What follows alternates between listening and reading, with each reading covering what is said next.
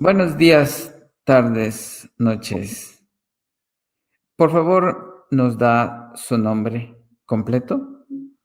Buenos días. Mi nombre es Inés Guadalupe Bello Cruz.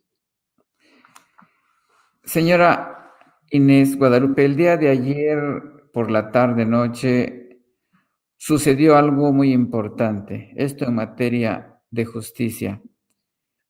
¿Nos puede decir qué fue lo que pasó para iniciar con este tema? Sí, claro. El día de ayer se llevó la audiencia para vincular de proceso a mi agresor. Gracias a Dios se hizo la vinculación a proceso, donde se demostró que sí habían elementos necesarios para vincularlo, aunque él presentó sus testigos de los cuales su declaración fue falsa y en ese momento se pudo descartar la declaración de ambos los testigos que él llevó a la audiencia. Pues sí se dio el proceso. Claro que fue una situación bastante dolorosa, desgastante, por toda la situación que presentamos tanto yo en calidad de víctima como mis familiares que me acompañaban, por la agresión, las burlas de ellos, de él y de sus familiares. Estuvimos en juzgados desde las 10 de la mañana, se tuvo un receso y posteriormente regresamos por la tarde para escuchar la resolución del juez. Estamos hablando de un golpeador de mujeres. ¿Puede decir su nombre? ¿Sí? Carlos David Romero Escobar. ¿Cómo inició esta historia de violencia en contra de usted? Inició primero con una violencia psicológica a raíz de que hace aproximadamente 7 años yo tuve una lesión por una cirugía en la columna, la cual me dejó sin caminar unos meses. Esto me llevó al hecho de que después de ser una mujer independiente que producía económicamente, que trabajaba, depender de mi esposo, de que él se hiciera cargo de mí económicamente, que me apoyara. Pero, pues, desafortunadamente ahí empezó la historia porque en vez de recibir un apoyo de él, fue todo lo contrario. Primero empezó con la violencia económica, al no querer hacerse responsable de mis gastos que eran gastos que yo hacía sobre mi persona, comprarme para mí, para la casa, para mi hijo, pero como él me conoció trabajando, yo era una mujer que trabajaba antes que él, y me educaron para eso, para trabajar, siempre me dediqué a trabajar, a pagar mis gastos, y eso es lo que yo hacía. Aún así, que teníamos un negocio que yo había puesto con mi dinero, que un dinero que yo pedí prestado a mi papá, yo no le pedía cuentas de eso. ¿Por qué? Porque pues se suponía que estábamos haciendo un patrimonio familiar, algo para ambos. Y como yo tenía un trabajo independiente, yo dependía de mi trabajo sin necesidad de estarle pidiendo cuentas a él de lo que pasaba o lo que hacía con ese negocio que tenía, que yo puse para que tuviéramos un patrimonio. En el momento que se tuvo que pedir el apoyo, que él me apoyara de esa manera, ahí demostró realmente que solo era, creo, un interés en ese momento, pero como yo quedé vulnerable, no me di cuenta. Al no poder caminar, yo me enfoqué con la ayuda de mi mamá a caminar, a ir a Claro. terapia. Yo iba a terapia 3 veces al día para volver a caminar. Eso Gracias. implicaba gastos también. Exactamente. Gastos que yo corrí la mayor parte por mi cuenta, porque yo tenía ahorros, porque yo para mi cirugía, yo saqué a préstamos de mi trabajo y los y pagaba mis cirugías. ¿Ustedes Entonces, se casaron? vivimos 9 años en unión libre. El 13 de febrero de 2016 nos casamos. Y ahí suele decir la frase de en la salud y en la enfermedad. ¿Se acuerda de eso? Sí, Se olvidó de esa promesa de amor, de estar juntos en la salud y en la enfermedad, en la pobreza y en la riqueza. sí, así fue. Y como retomando la historia, le digo, así comenzó la violencia. Primero fue económica. Afortunadamente, gracias a Dios, con las terapias volví a caminar. Pero claro, yo tengo una limitación, yo tengo una lesión, una consecuencia. Yo perdí la sensibilidad de la pierna derecha al 80% y de la pierna izquierda solamente en la extremidad inferior, una de las falanges. A lo largo de los años he sido la rehabilitación, he tenido una vida activa, porque eso es lo que me propuse, volver a ser una mujer productiva, activa, porque yo tenía un hijo pequeño. Pero las limitaciones en las que quedé fueron en todos los sentidos, tanto en que yo no podría hacer ciertas actividades, ejercicios o fuerza, y ahí fue cuando él empezó a desnostarme, que yo ya no A servía, denostarla, sí, a herir su amor propio. yo ya no le servía para nada. Uh-huh. Y en eso empezó la violencia sexual, porque mi limitación también afectó esa parte de mí. Uh-huh. Es decir, hubo violencia económica, siguió la violencia verbal, psicológica, Y la sexual. y ahora estamos hablando de violencia sexual. ¿En qué consistió? Al perder yo la sensibilidad en la parte inferior de mis extremidades, también fue en mi órgano reproductor. Entonces yo no tenía sensibilidad, o me dolía o me lastimaba. Siempre he Sí. sido una mujer delgada y por recomendaciones yo no puedo subir de peso. Yo tengo que mantenerme delgada. Por eso yo ya no le servía o a complacer lo que el Señor quería, porque me causaba dolor. Por lo tanto, usted no No quería. podía acceder a las exigencias sexuales de él. ¿Y qué hacía el Señor? Pensé que yo no le servía para nada. De hecho, él me culpaba de una impotencia sexual que él tuvo en un tiempo. Uh-huh. Y la verdad yo le creí que era mi culpa, que yo era la culpable de ese problema que él tenía, pero no fue así. El responsable de esa situación, de esa condición que él tenía era porque él, como viene en mi expediente, él consumía medicamentos controlados que él no necesitaba y a consecuencia de eso, él tuvo esa disfunción eréctil. Pero él me culpaba a mí, que yo ya estaba vieja y que yo ya no le servía y que por eso él no podía. Pero la violencia sexual fue violencia sexual física. ¿Estaríamos hablando de violación o algo parecido? Sí, Es me decir, forzaba. usted le decía no a una relación íntima Sí, y él la obligaba. así es. En el expediente no me ha dicho su número, si lo recuerda, estaría bien que lo escucharan las autoridades, qué número de carpeta de investigación es, y preguntarle también si se incluyó el delito de violación sexual en dicho expediente o cómo quedó. Se incluyó como violencia sexual. Se puso, mire, les explico cómo estuvo la situación. Es muy difícil como mujer ir ante una autoridad y decir lo que has vivido o lo que has pasado. Más si cuando yo fui a declarar, a hacer mi denuncia, yo no sabía que lo que yo vivía era violencia. No entendía hasta qué punto era violencia lo que yo estaba viviendo o lo que yo había vivido durante todo este tiempo. Sí. Yo solo acudí y declaré lo que había pasado el día que él me dejó. Yo lo declaré, los golpes que hizo a la pared, él rompió el refrigerador, toda esa situación, el jaloneo que me hizo en el brazo, todo eso fue lo que yo declaré. Ujú. Posteriormente empecé a entender, porque me empezaron a hablar y explicar qué es lo que estaba yo pasando. Y ahí fue entendiendo.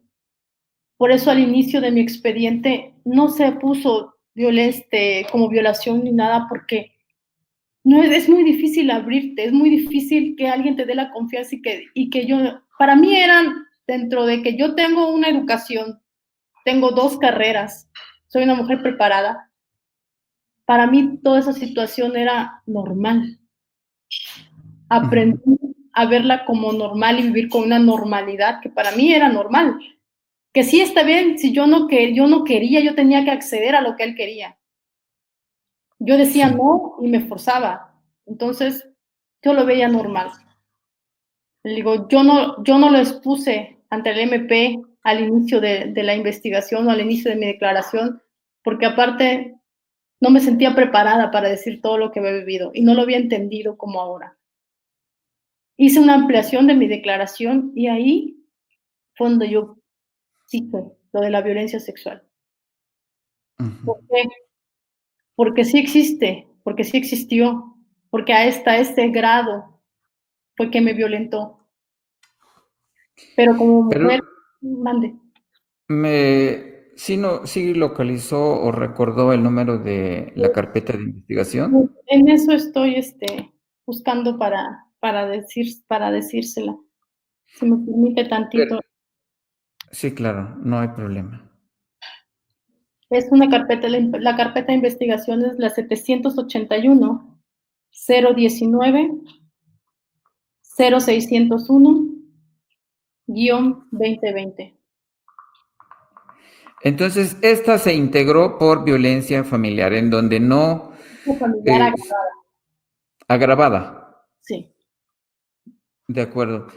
Si el día de ayer fue vinculado a proceso, ¿recuerda cuáles fueron las eh, medidas Sí, que, sí? las medidas cautelares, no puede acercarse a 50 metros ni de mí, ni de mis familiares, ni de mis testigos. ¿Por Ujú. qué?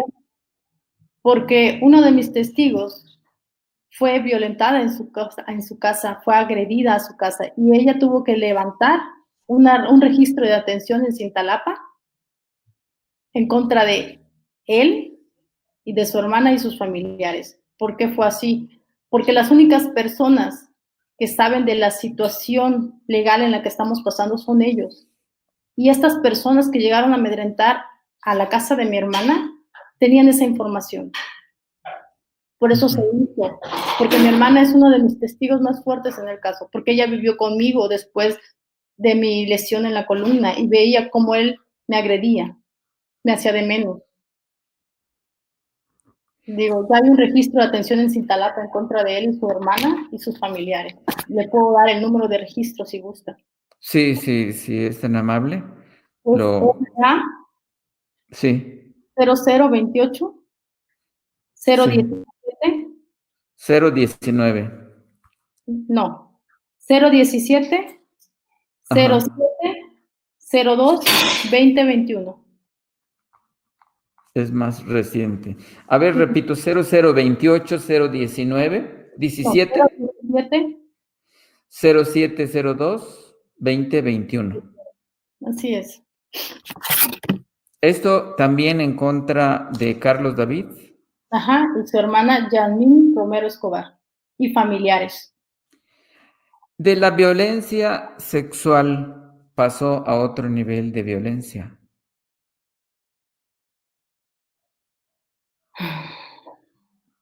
¿Sí? Pasó más allá de la violencia sexual. Hubo violencia física. La dañó. Así es. En el ¿Nos 2000, puede, nos puede relatar cómo se suscitó, cuáles fueron los hechos de esa violencia claro, física? Porque esa es más fácil de relatar que una violación sexual. así es. En el 2018, cuando yo vivíamos en Altamirano, en agosto del 2018, veníamos muy frecuentemente aquí a Comitán, donde actualmente radicamos, donde yo también aquí radico. Cuando íbamos de regreso, íbamos hablando de ciertas cosas y de repente salió comentario de la comunicación que él tenía con ciertas mujeres, el hecho de que le llegó un mensaje y no pudo tapar el mensaje donde decía que te estuve esperando, nunca me cumples lo que me dices. Entonces yo le dije qué era lo que estaba pasando y él solo me contestó que no sabía, que no tenía idea de quién era. Después la insistencia de ese día, empezamos a hablar, él se empezó a poner violento, fue cuando empezó a gritar. Ese día realmente recuerdo que me jaloneó, me aventó, me quitó mis cosas porque yo quería irme. ¿De dónde a dónde la aventó? Mire, eso fue cuando llegamos a antes donde vivíamos, fue Sí. una distancia como de 1 metro, donde me jaloneó y me aventó. Para Ujú. esto yo quedé con morados en ambos brazos, piernas, abdomen y espalda. Él solo me Sí. dijo que era mi culpa, que yo sabía que él no era así, que no sabe qué pasó, que era mi culpa, yo lo provoqué, y que entendiera que él no era así, que yo tuve la culpa de eso. En esa ocasión, realmente yo no entendía qué pasó. Y no ¿No fue ante las autoridades a iniciar su querella en esa ocasión? voy a eso. Yo me sentía, realmente, ahí fue cuando terminó de quebrarme y acabar con mi autoestima y como mi valor, porque ahí perdí el valor de todo. Perdí el valor para decirle a alguien lo que me estaba pasando. No le dije a nadie de mis familiares, ni a mi mamá, ni a mis hermanos, y eso que yo soy muy unida con ellos. No les dije a nadie. ¿Le Lo dio pena me dio contarlo? pena, me dio vergüenza. Creí que eso no era posible, que yo veía la historia de mujeres que pasan por eso y yo pensé que nunca lo iba a vivir. Y cuando lo viví no supe qué hacer. Me hice tan chiquita. Desaparecí, quién era yo dejó de ser. Ahí dejé de ser. Dentro de todo mi miedo y confusión, lo único que pude hacer es hablarle a un abogado que conozco. Le hablé por teléfono y le dije que necesitaba que me escuchara y necesitaba un consejo.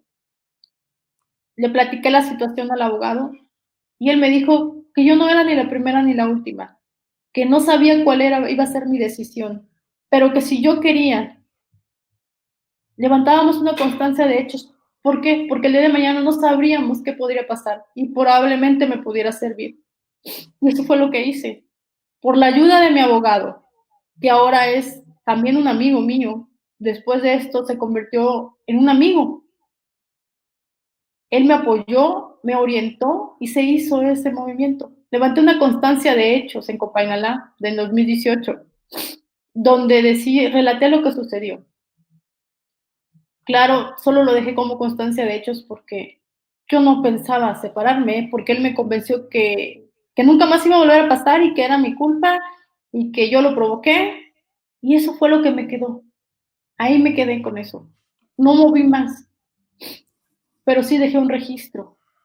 Ujú. La verdad también agradezco mucho la persona que me orientó y me dijo que lo hiciera, porque yo esa situación no se la conté a mi mamá, a nadie.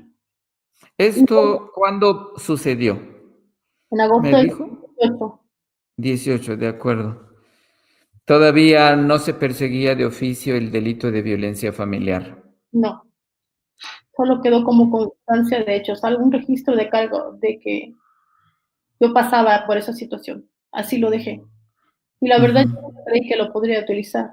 Creí que fuera una ocasión aislada, que no pasaría más. Pero qué importante que se haya dejado ese antecedente y esto puede servir de lección, de aprendizaje para muchas otras mujeres víctimas de violencia. De hecho, ante la primera manifestación de violencia debe siempre iniciarse una investigación de los hechos. Así es. ¿Y Porque después qué pasó? después de esa situación, siguieron las agresiones verbales, el denostarme, el hacerme sentir menos, que yo no le servía para nada, que yo sin él no iba a hacer absolutamente nada. Él, por culparme de ese problema de disfunción eréctil, él tenía novias, porque así les decían, que eran sus novias, siendo un hombre casado. Yo no aguanté ni soporté esa situación, por eso me vine a radicar a Comitán. Dejé Ujú. todo. La situación me sobrepasó, dejé todo allá. Me vine a Comitán a trabajar desde cero y empecé aquí. Empecé a trabajar con él, pero la situación siguió igual.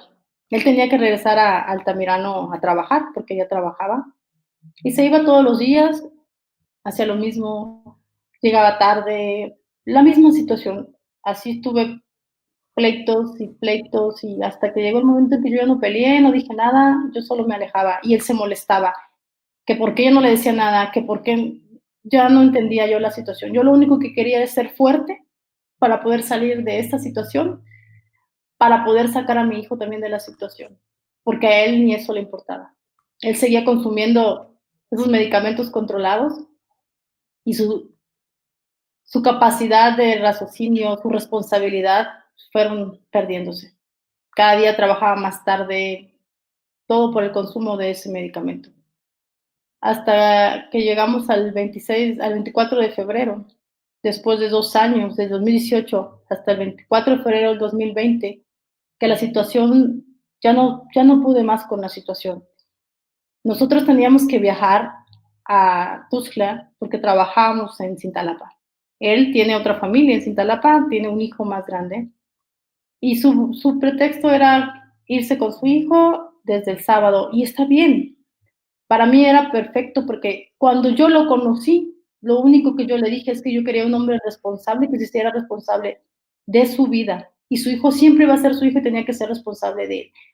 De hecho, aunque él ahorita con mentiras diga y su familia todo lo contrario, él sabe perfectamente bien que el patrimonio que íbamos a formar era para 3, porque yo tengo una hija, él tiene un hijo y tenemos un hijo en común. Yo nunca, nunca hice diferencia,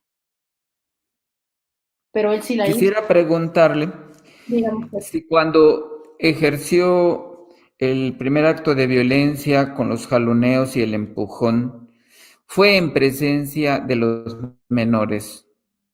en presencia de mi hijo estaba dormido. Estaba en la casa, Que, pero estaba dormido. Lo que mi ujú, hijo presenció fueron cuando golpeaba la pared y pateaba la puerta, una reja. Esa es la entrevista de lo que más marcado tiene mi hijo y en su entrevista en la carpeta de investigación lo dice. Que él recuerda cómo su papá pateaba y golpeaba la reja. ujú, Aunque yo trataba de que él no estuviera presente, sí. pero pues son niños y se dan cuenta. Y eso hace mucho daño al Así es, pequeño y a la sociedad en general. En así es. este programa hemos dicho en algunas ocasiones que los delincuentes no nacen, se forman en casa con la violencia de los padres, generalmente del padre hacia la madre, y con la impunidad que las autoridades de la Fiscalía General del Estado, los ministerios públicos procuran para ellos, desgraciadamente por culpa de la corrupción. Y ojalá y no haya presenciado muchas escenas de violencia y también se pueda recuperar el desarrollo emocional de sus pequeños. En eso estoy. Iniciando con sus terapias, que esté más tranquilo, tratando de alejarlo de la situación, que él no se Uh-huh. entere de lo que está pasando, pero desafortunadamente no he podido hacerlo porque él se ha encargado de violentarme, de por, tengo cosas en Altamirano, yo fui por ellas, tuve que ir a arreglar un asunto legal allá. Mi hijo iba conmigo y él fue capaz de mandarme a una asociación de mototaxis y a policías a tomarme fotografías. Y si algo me pasaba, mi hijo estaba presente, pero a él nunca le ha importado. Todas las situaciones de violencia que él ha ejercido, de acoso, mi hijo siempre está presente conmigo. Y eso a él no le importa. Y tengo pruebas de ello. Yo ese día que los policías me tomaron una fotografía, al instante se la mandaron a él y él se la mandó a mis papás. Hablé al 911 porque ya estaban las medidas precautorias a mi favor. ¿Y cómo era posible que la autoridad de Altamirano se prestara a esa situación? Porque los únicos que pasaron fue una patrulla. En ese instante, en ese preciso momento que acordamos una posición, mi hermana, mis hermanos, en un lugar que mis papás sabían. Y él le manda la fotografía diciéndole, no sé a qué está jugando Inés. Uh-huh. Yo en ese momento me sentí tan desprotegida, porque ¿cómo es posible que la policía, que es seguridad, aunque sea de pueblo, se preste a eso? Yo llamé al 911 y estoy solicitando el registro del 911 para también meterlo a mi carpeta de investigación. Sí, Pero lo claro. que más me dolió fue que mi hijo estaba en el carro y mi hijo se dio cuenta. ¿Hasta dónde Tri- llega? Le digo, yo estoy tratando de proteger a mi hijo de todo. Y hay mucha gente, cuando se inició esto de hacerlo público y que le agradezco mucho, dicen que tanto odio tengo. No es odio. No pueden entender que el amor más puro que hay es la de madre sobre sus hijos. Yo tengo que proteger a mi hijo. Ellos no saben la situación que vivió mi hijo con él. El Señor se inyectaba delante de mi hijo y el niño lo puede decir, pero yo no quiero revictimizar a mi hijo porque es un niño, quiero que viva tranquilo. Todos aquellos que dicen que tanto lo odio, esto no es odio. Es Es el amor y amor. deseo de proteger a su bebé. Exactamente. Y él debe de entender, cuando esto terminó, yo claramente le dije que yo quería un padre responsable para mi hijo, un buen hombre, que mi hijo se sintiera orgulloso de él. Pero creo que a él no le ha importado. Yo quisiera que regresáramos al día 24 de febrero, si pudiera detallarnos qué más pasó El 24 de y febrero. el 24 de febrero del 2020 Sí. y las autoridades, ¿qué tal respondieron? El 24 de febrero de 2020 estábamos en mi casa, aquí en Comitán. de Domínguez. El señor se había ido a trabajar a Altamirano y regresó por la noche, agresivo, aventándome llaves, con una actitud que yo no entendía el porqué. Pero al estar mi hijo, yo me subí con mi hijo, pasó. Como a las 10 de la noche me dice que él quería hablar conmigo. Le dije que sí, que iba yo a bajar. Bajé y él me dice que yo hiciera mi vida, que él iba a hacer la suya. Le dije que estaba muy bien, estaba perfecto, pero que se fuera de la casa. Y me dijo que él se iba a quedar en la casa a vivir.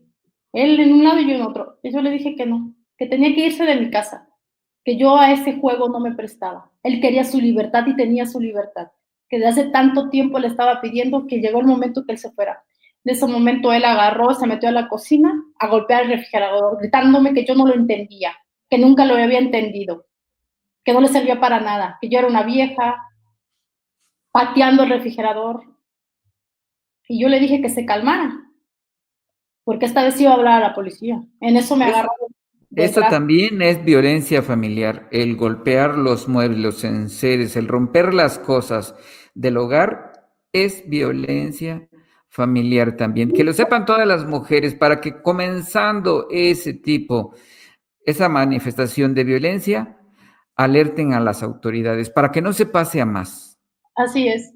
No era la primera vez que golpeaba las cosas, pero yo no entendía eso. Vuelvo a repetir, uno no sabe que vive violencia hasta que sale y le explican qué es violencia. Y él empezó a golpear todo. Ujú. Yo le dije que se calmara porque el niño estaba durmiendo en la parte de arriba. Me vino y me jaló del brazo izquierdo, por lo cual me salió un morado. De esto hay obra en el expediente del perito donde me revisó. Para esto se fue de la casa, se fue, quedamos en conclusión que se fuera. Se fue de la casa, pero regresó porque él tenía llaves. Me dijo que no tenía dónde ir. Y lo mismo, que yo no lo entendía, que por qué no lo entendía, que lo que él quería era su libertad. Lo mismo y insultándome que yo no le servía para nada, que yo era una cualquiera. Y le dije que bastaba ya. Que si yo era una cualquiera, tenía que irse, dejarme en paz. Que ya no, yo no iba a soportar que una vez más me volviera a faltar el respeto. Que se fuera, que dejara de denostarme, decirme vieja, porque yo soy más vieja que él, que porque yo no le sirvo, sin él no soy nada. Eso es lo que me repetía todas las veces y llegó el punto en que me lo creí. Ujú. Se quedó de la casa, yo me subí con mi hijo, porque yo no quería problemas, yo no quería más que... yo ya había decidido que esto se terminara. Me subí a dormir con mi hijo. A la mañana siguiente, del 25, yo le dije que se fuera. Yo iba a llevar a mi hijo a la escuela y que cuando regresara yo ya no lo quería en la casa, que estaban sus cosas y se fuera. Me fui a dejar a mi hijo a la escuela, regresé y él seguía en la casa. Y dijo que le iba a hablar a mi mamá para decirle que todo había acabado. Claro que sí, háblale. Le habló a mi mamá, porque siempre le hablaba a mi mamá. Y le habló a mi mamá y le dijo, yo le dije, mami, esto se acabó. Ahora sí, esto ya terminó. Yo ya no quiero más violencia, ya no quiero más esta situación, ya no quiero vivir así, ya no soporto esto. Y me dijo que no, que debía de entender lo que él necesitaba, que él quería. Empezó otra vez con lo mismo, le dije que no, que se fuera. En eso él fue a la cocina, agarró un cuchillo y que se iba a matar, que me iba a matar. Abrió las llaves del gas, rompía, en esto ya había roto el apagador de la cocina y se subió arriba de la casa que se iba a matar, haciendo situaciones. Yo lo único que hice fue hablarle a un familiar de él que viniera por él y que se lo llevara. Después se fue, se retiró. No voy, afortunadamente, no lo había tenido tan cerca desde hasta el día de ayer. Para Desde él, entonces, desde el 24 de febrero, entonces hubo un alejamiento, una separación yo, física, yo sí, ¿no? yo lo que hice fue alejarme. Yo, yo sabía que si no tenía ya tenía la fuerza para irme, si yo no podía seguir ahí, y si yo dejaba que él siguiera hablando conmigo, iba a ser la misma manipulación de siempre, que iba a cambiar, que las cosas iban a mejorar, y que también era mi culpa, y que yo era la culpable, y yo me hacer sentirme mal otra vez, y quedarme ahí. Por eso me alejé. Yo me alejé. Tomé la decisión de irme, alejarme, bloqueé. Los primeros días lo bloqueé, pero pues al final mi hijo preguntaba por él. Lo que hice fue, ese mismo día, cuando mi hijo salió de la escuela, fui por mi mamá a Tuxtla para que me acompañara. Le platiqué la situación, que me había jaloneado. Le platiqué, ahí fue cuando mi mamá se enteró que los morados que me vio en el 2018 no era porque me había lastimado con el cinturón de seguridad, sino porque él me había agredido. Ahí fue cuando mi familia se enteró qué era lo que había pasado realmente conmigo. Ahí fue cuando, con el apoyo de mis familiares y amigos, me dijeron que levantara la denuncia, porque no sabíamos qué iba a pasar. Y no era la primera vez que pasaba.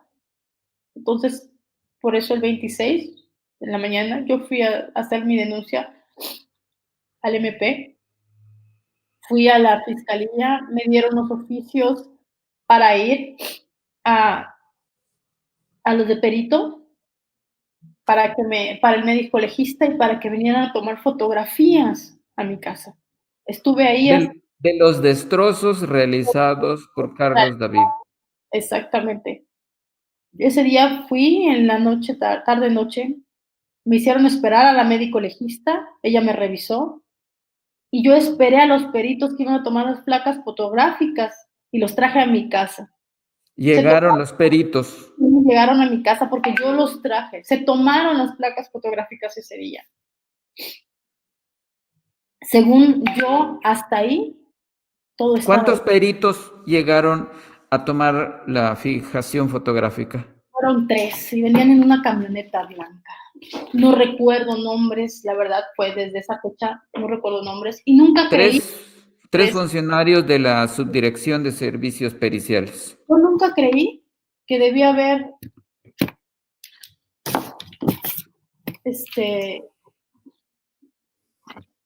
aprendido nombres o, o darme cuenta quiénes eran, porque en el año pasado, precisamente a finales como en octubre, noviembre, mandaron un documento los peritos en el cual decía que ellos no sabían, no tenían placas fotográficas de los hechos porque yo no les contesté una llamada telefónica. Uh-huh. En ese ¿Qué momento, llamada? ¿Qué llamada telefónica? según ellos, para venir a mi domicilio a Ajá. tomar las placas, siendo que yo los traje a mi domicilio. Y usted los vio tomar las fotografías. Pues vi tomar las fotografías, tomaron las fotografías. Aparte de eso, yo a uno de ellos les dije, cuando estaban por irse, ya habían tomado las fotografías, le dije, necesito que me ayude a tomar las fotografías también de la estufa, porque abrió las manijas del tanque de gas. El señor me dijo, ya le tomé fotos a todos y se fueron. Pero en octubre, precisamente octubre, no tengo la fecha exacta, ellos mandaron un documento en el cual decían que no se habían presentado y no se habían tomado las placas fotográficas porque yo no contesté una llamada telefónica. Quisiera preguntarle, la MP, si recuerda el nombre, esa es una pregunta. Y otro, si la MP dirigió un oficio al subdirector de servicios periciales o directamente a los peritos que fueron a realizar la fijación fotográfica. Se giró un oficio en el cual, en esas fechas, recuerdo que sí se giró un oficio para que vinieran a tomar las fijaciones otra vez de las placas fotográficas. Nuevas. Nuevas. Pero pues ya no tenía caso, ¿no? Los destrozos, se supone que para eso llegaron a hacer la fijación fotográfica lo que yo no, reciente. lo que le digo, y esa prueba fue utilizada por el abogado de la defensa, diciendo que no existía ninguna prueba, ningún antecedente, fotografía de ningún perito. Oiga, ¿qué pasó realmente con esas fotografías? ¿Qué piensa usted que ocurrió? ¿Qué le hicieron a las fotografías o qué le hicieron a los peritos? ¿Será que los asustaron, los amedrentaron? ¿Qué pasaría? Mire, vivimos en un México en el cual hay corrupción. Nada está exento de eso. Yo no tengo pruebas de absolutamente nada, pero es muy raro, siendo si yo los llevé a mi domicilio, que sepan que no existen. Y ese día que me enteré de eso, yo, la verdad, sí alcé la voz y le dije a la MP, a la licenciada Susana, que yo iba a llegar hasta las últimas consecuencias, que iba a hacer que la autoridad competente que sea me hiciera caso, que si era necesario levantar quejas, denuncias, lo iba a hacer, porque no era posible que pudieran en riesgo mi vida por descuido de ellos y que tengan la capacidad de girar un oficio aseverando cosas que no existen, siendo que yo los llevé. Yo no quiero ser una estadística, como se lo dije a ella ese día, una estadística y dejar a mi hijo solo. No quiero. Estadísticas de feminicidios, ¿a eso se refiere usted? A eso me refiero. No puede ser que puedan jugar con la seguridad de alguien tan sencillo y tan práctico.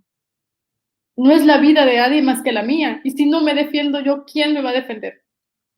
Yo se lo dije. Yo fui muy paciente con mi expediente. Fui demasiado paciente que por COVID, que por muchas cosas. Está bien. Yo siendo paciente, las agresiones crecieron. El denigrar mi trabajo, el que esta persona hable de mí, de mi trabajo, con pacientes, sus familiares burlándose de mí. Le digo, toda esa información la sé porque son sus mismos pacientes que me lo dicen. Pero yo no ando en chismes. Yo me quiero dedicar a trabajar, solo quiero que me dejen paz. Y eso lo he expuesto en mi carpeta de investigación. El acoso que él ha hecho sobre mi persona. Sobre estos 3 peritos que acudieron a la fijación fotográfica a su domicilio después de los hechos de violencia, ¿contra ellos usted no ha iniciado alguna investigación, alguna querella? No, ahorita no, porque yo pregunté y le dije a la fiscal que tenían que averiguar quiénes estaban de guardia. Pero como se ha dado la situación que yo no puedo estar mucho tiempo aquí en Comitán, por la situación de violencia y por la inseguridad que siento, porque hasta las medidas precautorias me habían retirado porque ya había pasado mucho tiempo y no sé por qué. Que las empezaron a activar apenas lo divulgamos, se empezó a activar, me están hablando que sí, dónde estoy, que por mis medidas, que los policías, yo no puedo estar aquí en Comitán todo el tiempo. Mis hermanos me acompañan, pero ellos también tienen que trabajar. Entonces yo vengo, atiendo, veo mis asuntos legales y me retiro. No he estado al pendiente de hacer acusaciones y ver qué peritos son, porque también ya ha sido muy desgastante, demasiado desgastante. Solo hasta que usted me apoyó en divulgarlo, es que veo que las cosas mejoraron. Solo si hay un chicote, las autoridades de la Fiscalía General del Estado comienzan a trabajar un poco tratando de respetar el marco legal. Si no, siguen cediendo a el chantaje o más bien al efecto del dinero, de la corrupción. Porque usted lo dijo hace un rato. Yo preguntaba por si acaso el señor Carlos David los había amenazado. Lo más probable entonces es que los haya comprado y entonces desaparecido las placas fotográficas. Es algo que no sabremos con certeza, pero como vuelvo a repetir, en el México que vivimos todos tienen un precio. Eso lo he Pero se, entendido. pero se puede investigar porque ellos tienen una relación de trabajadores con nombres, Con esta fecha, números telefónicos, guardias que se llevan a cabo, de tal manera que pueden dar con la identidad. Además, usted los ve, los vio y al verlos de nuevo podría ubicarlos. Pero sí se ocupa que se les investigue. No me ha dicho el nombre de la MP, dijo Susana. La licenciada Susana Berenice, no recuerdo ahorita el apellido. Ahorita voy a ver si lo. Cruz Cigarroa. Licenciada Susana Sus, Susana Berenice Cruz Cruz Cigarroa. Cigarroa, agente fiscal del Ministerio Público Sí, de la Fiscalía Fronterizo Sierra. así es. ¿Cómo ha sentido el apoyo, el trabajo de esta funcionaria de la Fiscalía Fronterizo Sierra, Al Susana inicio, Berenice Cruz al inicio, Cigarro? sin ningún compromiso. Al inicio de mi expediente, el yo llegar, el no orientarme, el que yo no niego, siempre me prestó mi expediente, siempre. Siempre la disposición de que yo lo leyera, pero si yo hubiese sido abogada, yo solita me hubiese defendido, ¿no? Yo Uh-huh. entendía, yo preguntaba y metía, y que el señor no se presentaba y cosas. Cuando yo solicitaba que por favor se hicieran oficios para robustecer mi expediente con pruebas para que el proceso caminara como debe de ser, ella no sabía de qué le estaba yo hablando. Eso fue hasta el día que exploté, que le acabo de comentar de los peritos. Hasta ese día fue que entendí toda la situación y hasta ese día yo no sentí apoyo de ella, porque desconocía mi expediente. Y es que ella lo inició. No, tengo iniciado por otra persona, pero ella fue la que me atendió. Ella fue la que me Uh-huh. seguía atendiendo. O me pasaba con la licenciada, su secretaria, para que yo metiera los documentos que estaba yo metiendo, solicitando que llamaran a mis testigos, todo ese tipo de documentos o pruebas que tenía que yo aportar a mi expediente. Cuando yo llegué a solicitar eso, ella desconocía que lo que yo le había pedido hace 15 días atrás o un mes. Es decir, a usted le pedían pruebas, pero al señor Carlos David no lo citaban a la fiscalía. Lo citaban, pero el señor no se presentó hasta que quiso. La verdad, uno puede decir que lo que estaban haciendo era que yo me cansara y me aburriera y dejara la situación. Yo puedo decir que eso hubiese pasado, pero con la situación en la que estoy viviendo, en la inseguridad, yo no quiero seguir viviendo con temor, ni tampoco tener miedo a salir o temor a la calle y que pase un carro y te frene directo a ti y mi hijo vea y mi hijo me pregunte, mamá, ¿que no es el carro que era de mi papá? Te iba a atropellar. Eso ya ha pasado. Ya pasó, ya pasó. Y también se incorporó y lo vio su hijo entonces. Movió a mi hijo, como acelerando al lado de mi carro, del carro donde estamos con mi hijo, y yo me bajé y pasa acelerado y mi hijo sabía quién era el carro de su papá, que era su papá. Son situaciones en las cuales esta persona no pensó ni piensa en su propio hijo, porque sí. está conmigo y todo el tiempo está conmigo. Si algo me pasa, él va a estar presente o algo nos pasa por lo que él está ocasionando. ¿Ahorita usted tiene activas las medidas de protección, de seguridad para su hijo y usted? Así es, las tengo activas desde la semana pasada, que yo las solicité para mi domicilio laboral, la casa donde vivo con mi hijo, y porque yo tenía que ir a Tuzla y a Altamirano. Ya me hablaron por teléfono de los 3 lugares Ujú. sobre las medidas. Y se me hizo bastante raro de repente, pero pues fue por la audiencia, fue por la difusión. Pero por lo que haya sido, agradezco, porque ahora sí me están tomando en cuenta y están tratando de protegerme. El día de ayer, ¿quién fue el Ministerio Público que llevó el caso? Y si recuerda también, ¿quién fue su asesor de la víctima? El asesor de la víctima no sé el nombre, no lo recuerdo. La, Ajá. mi defensora de la fiscalía es la licenciada Susana Berenice Cruz Cigarroa y tengo mi abogado particular. Ayer, al solicitar las medidas cautelares después de la vinculación a proceso, ¿no solicitaron eh, que el señor quedara con prisión preventiva No, justificada? no se solicitó. Porque sí, no corresponde prisión preventiva oficiosa. Pero en este caso, si ha atentado contra la vida de usted y contra la vida de su propio hijo, el hijo es común, Sí, contra la vida de usted y contra la vida de su propio hijo, es obvio que ambos están en peligro. así es, solo que nos falta robustecer el expediente.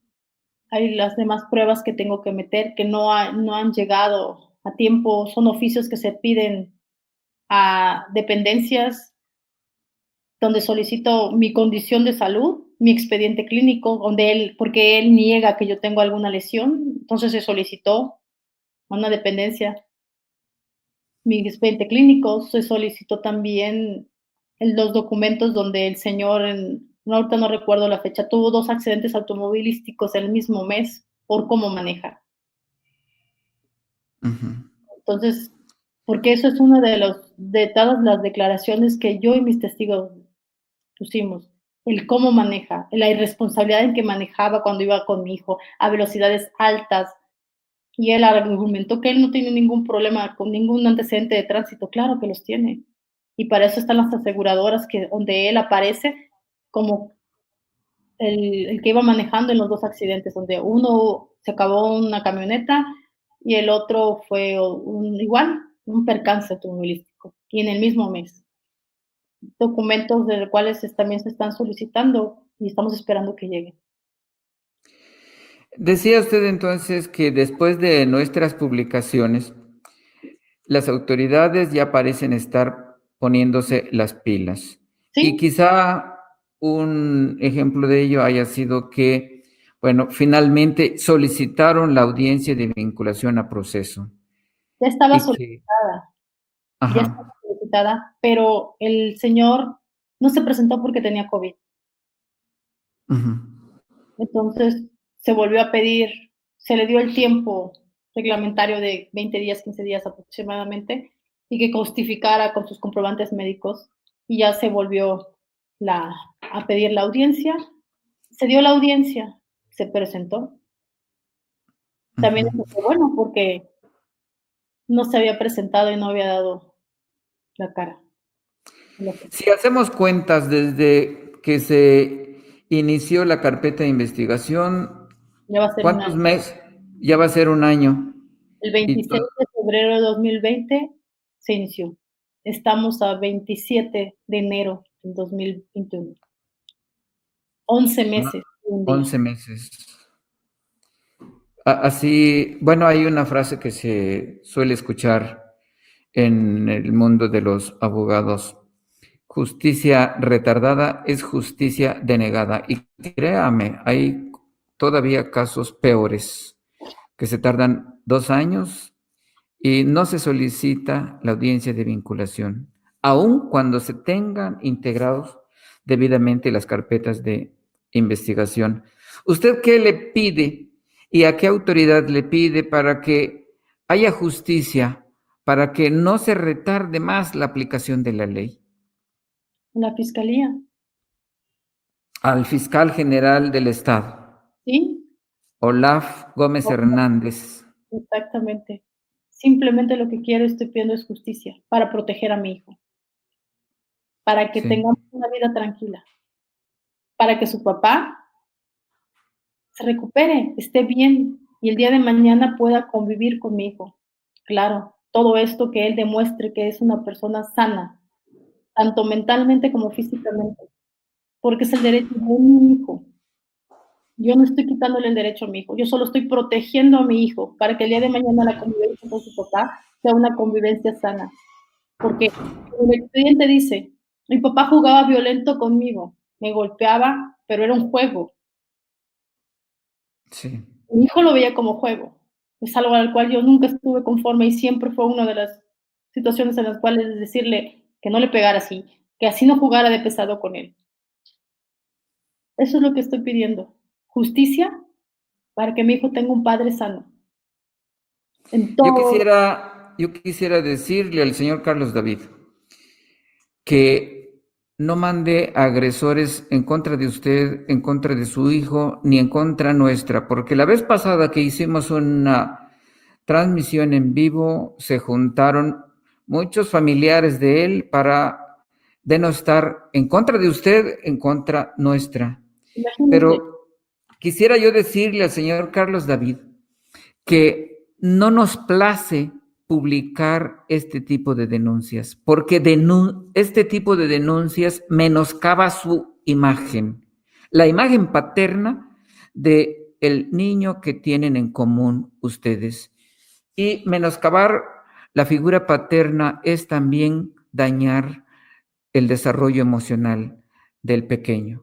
Si algún día se lograra restablecer una mejor comunicación, que hubiera respeto entre ambos, aunque ya no se quieran y se amen como al principio, pero que hubiera una relación de respeto armoniosa, inclusive después de que las autoridades determinen lo que a derecho corresponde, somos capaces aquí de eliminar este video, esta publicación, porque no queremos hacerle daño a los pequeños, ni a nadie en particular, pero que él razone, reflexione y comience a tratarla a usted y a su hijo como se merecen, como las personas que son.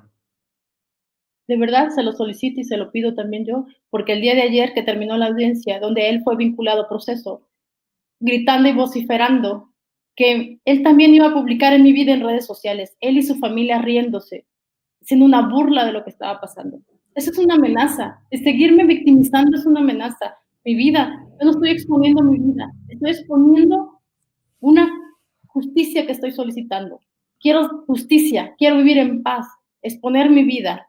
Eso fue lo que él vociferó burlándose. Eso es una amenaza directa hacia mi persona. ¿Y qué puedo esperar si usted mismo lo dijo? La transmisión pasada, las agresiones de toda su familia, agredirme, denostarme, victimizarme, insultándome, conocidos y familiares de él. ¿Usted cree que esas personas pueden querer a mi hijo si cómo me tratan a mí? ¿Usted cree que Ni a usted ni a su hijo. si algo me pasa a mí, qué va a vivir mi hijo al lado de él y esas familias? Sí, no tienen el más mínimo respeto ni educación sobre mí, que soy la madre de su hijo. ¿Qué puede esperar mi hijo si yo no hago ni alzo la voz y pido justicia? Justicia le pedimos al fiscal general de Chiapas, Olaf Gómez Hernández, Así es. que ponga en orden a sus funcionarios, a sus subalternos, para que estos trabajen conforme lo marca la ley. Nada más, no se pide más, solamente justicia, y ellos son quienes se encargan de procurarla. Así es. Solo justicia. Que las pruebas sean las que hablen. Mi diagnóstico psicológico, el físico por la médico legista, el de mi hijo, solo. Le agradecemos que haya usted acudido a Enfoque F para esta entrevista y también reiterarle que vamos a darle puntual seguimiento a todo cuanto vaya ocurriendo en lo sucesivo. Y si se ocupa de más transmisiones en vivo, lo vamos a hacer para que sigamos comunicados. Le agradezco mucho el apoyo que me ha brindado, que nos está brindando a mí y a mi familia, para que estemos bien, para que vivamos tranquilos, porque nadie merece vivir así. Todos merecemos paz, tranquilidad y vivir en armonía. Y como usted El dijo vivir, ¿sí? como usted dijo hace rato, un golpe a la pared es una señal de alerta. No nos dejemos. No veamos las cosas que no son normales como normales. Eso no es normal. La normalidad es el respeto mutuo, el vivir con respeto y respetar tanto a tu prójimo como al que la persona que tienes al lado. Yo siempre, y como no le digo, yo no estoy hablando, la gente puede decir, es muy buena persona. Yo no estoy hablando de un médico, no estoy hablando de un hijo, no estoy hablando de un hermano, ni de un sobrino. Estoy hablando del hombre con el que yo viví 13 años, el cual, por el consumo excesivo de esos medicamentos, fue cambiando y llegó al punto de agredirme. De esa persona estoy hablando y no pido más que justicia y que él se pueda rehabilitar. Y aquellas personas que quieren ser juez y verdugo de mi vida no pueden serlo porque ellos no han vivido lo que yo viví, ni lo que mi hijo vivió. Así es. Pues otra vez reiterarle nuestra solidaridad y que estamos a sus órdenes en Enfoque F. Muchas gracias, les agradezco mucho.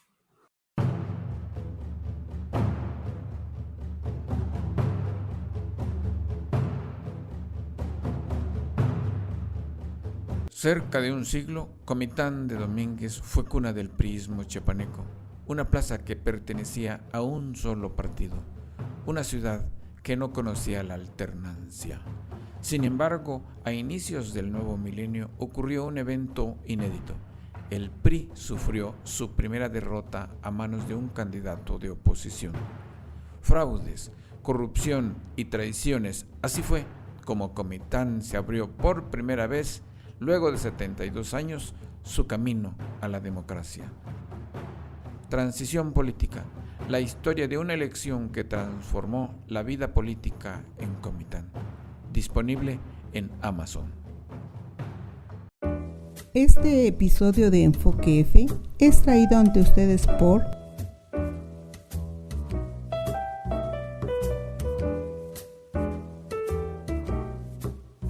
Yo tengo mi pulsera violeta y digo no a la violencia en México. Yo tengo mi pulsera violeta y digo no a la violencia en México.